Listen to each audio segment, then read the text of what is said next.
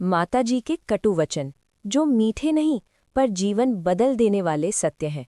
भूमिका। कटु वचन क्यों जरूरी होते हैं? हर इंसान को मीठी बातें पसंद होती हैं। प्रशंसा सुनकर मन खुश हो जाता है, तारीफ पाकर अहंकार को तृप्ति मिलती है।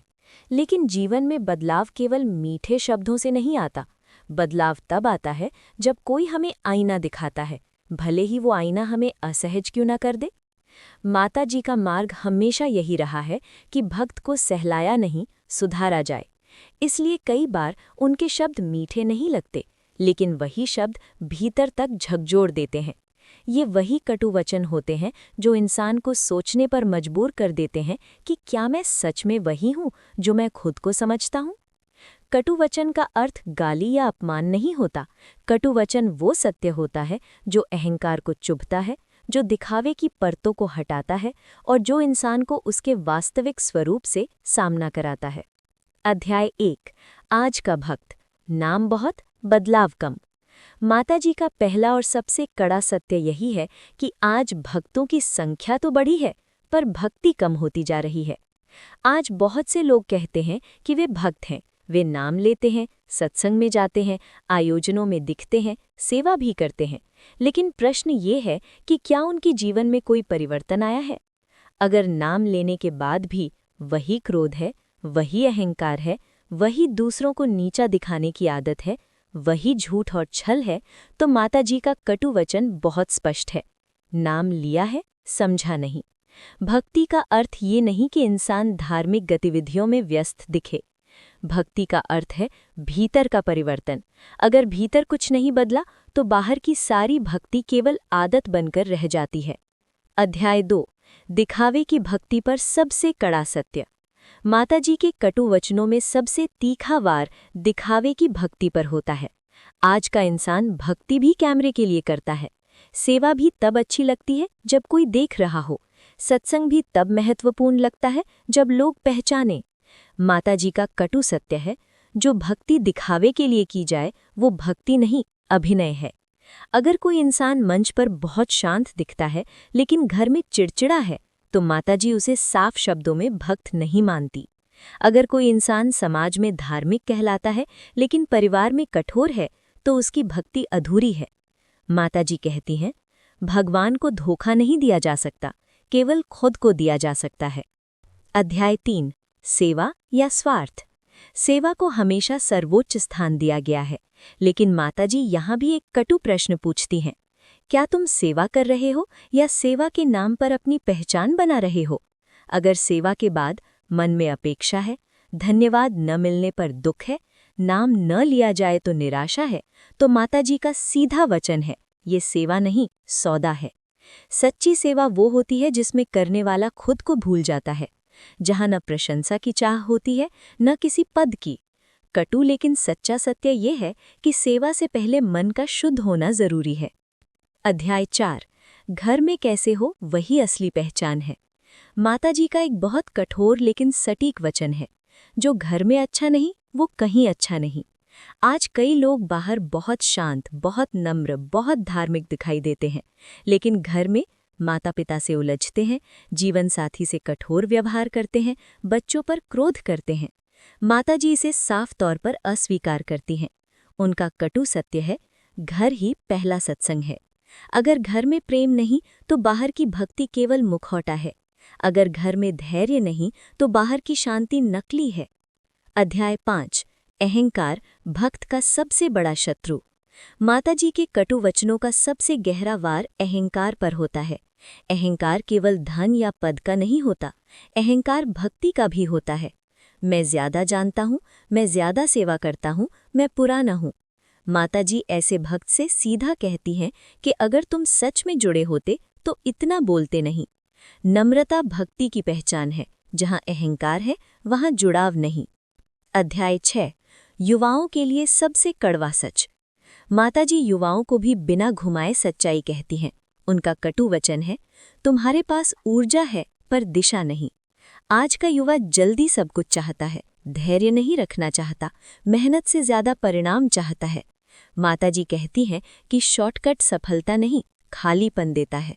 भक्ति युवाओं को भागने से नहीं, टिकने से सिखाती है। अध्याय 7 शिकायत करने वाला भक्त नहीं होता। माताजी का एक और कड़ा सत्य है, जो हर बात पर शिकायत करता है वो अभी समझा नहीं है। जीवन में समस्याएं आएंगी, दुख आएगा, परीक्षाएं होंगी, लेकिन जो हर समय सवाल करता है मेरे साथ ही क्यों, वो अभी स्वीकार करना नहीं सीख पाया। माताजी कहती हैं कि विश्वास दुख में परखा जाता है, सुख में नहीं। अध्याय 8 कटु वचन का उद्देश्य। ये समझना बहुत जरूरी है कि माताजी के कटु वचन तोड़ने के लिए नहीं, बनाने के लिए होते हैं। जैसे डॉक्टर कड़वी दवा देता है, वैसे ही ये शब्द आत्मा की बीमारी का इलाज होते हैं। जो इन्हें सहन कर लेता है वही आगे बढ़ता है, जो नाराज हो जाता है वही वहीं रुक जाता है। भाग 1 का निष्कर्ष। ये पहला भाग हमें ये सिखाता है कि भक्ति कोई आरामदेह यात्रा नहीं है, ये आत्म मंथन की यात्रा है। माताजी के कटु वचन हमें परेशान करने के लिए नहीं, जगाने के लिए होते हैं। अगर ये हिस्सा आपको असहज लगा तो समझिए ये काम कर रहा है।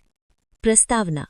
आज की दुनिया में आध्यात्मिकता का अर्थ केवल शांति, सुख और आराम से जुड़ा हुआ समझा जाता है। बहुत से लोग शांति चाहते हैं, लेकिन वे अपनी आदतों, क्रोध, अहंकार और स्वार्थ को नहीं बदलना चाहते। मैट्रिक्स की तरह भक्ति दरअसल भीतरी परिवर्तन का नाम है, जो सबसे कठिन परिवर्तन है। माता सुदीक्षा हरदेवी जी हर समय यही दृढ़ता से कहती हैं कि आध्यात्मिकता सिर्फ नाम लेने या सत्संग में बैठने से नहीं आती। ये तब आती है जब व्यक्ति अपने अंदर झांकता है, अपनी कमजोरियों को पहचानता है और जीवन को वास्तविकता की आंखों से देखता है। उनके संदेश की यही सबलता है कि वे कभी भी सिर्फ मीठी बातें नहीं करती, बल्कि वो सच बोलती हैं जो अक्सर लोग सुनना नहीं चाहते, लेकिन वही सत्य उन्हें बदल सकते हैं। अध्याय 1 कटु सत्य 1 भक्ति का अर्थ केवल नाम लेना नहीं है। आज बहुत से लोग भक्ति को केवल नाम लेने या धार्मिक दृष्टिकोण दिखाने से जोड़ देते हैं। वे सत्संग में जाते हैं, बहन भाई से कहते हैं कि वे भक्त हैं, लेकिन जब जीवन की कठिन परीक्षा आती है तब सिर्फ नाम याद आता है। माता सुदीक्षा जी कहती हैं कि नाम लेने का अर्थ है निरंकार के प्रति संपूर्ण समर्पण, न कि केवल शब्दों में आस्था का दावा। ये सच उन लोगों के लिए कटु हो सकता है जो केवल परंपरा या दिखावे की भक्ति करते हैं। भक्ति का परीक्षण तब होता है जब व्यक्ति क्रोध की स्थिति में शांत रहता है, जब इंसान के पास किसी से तुलना करने का मौका हो, जब वो अपने स्वार्थ और अहंकार से बाहर निकलने का निर्णय लेने वाला हो। ऐसे हालात में नाम लेना आसान है, लेकिन नाम को जीवन में उतारना कठिन है। अध्याय 2 कटु सत्य 2 सेवा का वास्तविक अर्थ और निष्काम भाव। बहुत से भक्त सेवा को प्रमाण पत्र, पुरस्कार या मान्यता के रूप में देखते हैं। वे सेवा को अपने नाम के आगे लिखी एक उपलब्धि की तरह मान लेते हैं। माता सुदीक्षा जी कहती हैं कि सेवा निष्काम हो, जिसमें कोई अपेक्षा न हो, कोई पुरस्कार न हो, केवल मानवता और करुणा हो। ये कटु सत्य इसलिए अहम है क्योंकि कई लोग सेवा करते हैं, लेकिन यदि मन में मैं महान हूँ या मुझे देखा जाए, सराहा जाए की इच्छा हो, तो ये सेवा नहीं, स्वार्थ प्रतीत होती है। उनका संदेश ये है कि सेवा वो है जो बिना नजर आए भी की जाए। सेवा वो है जिसमें बाद में धन्यवाद की आशा न हो। सेवा वो है जो मानवता को आगे बढ़ाती है। जब सेवा निष्काम भाव से की जाती है तो वो आस्था नहीं, अनुभव का रूप ले लेती है, और यही आध्यात्मिक उन्नति है।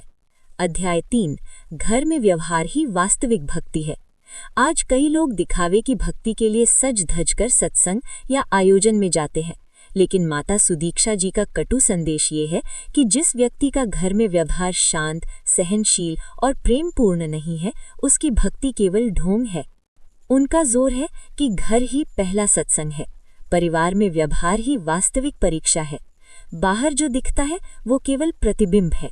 अगर घर में धैर्य नहीं तो बाहर की शांति नकली है। अगर घर में प्रेम नहीं तो बाहर पढ़ाया गया प्रेम भी अधूरा है। इसलिए माता सुदीक्षा जी कहती हैं कि भक्ति को घर से शुरू करो और फिर बाहर फैलाओ। यही वास्तविक रूहानी जीवन है। अध्याय 5 अहंकार आत्मा का सबसे बड़ा शत्रु।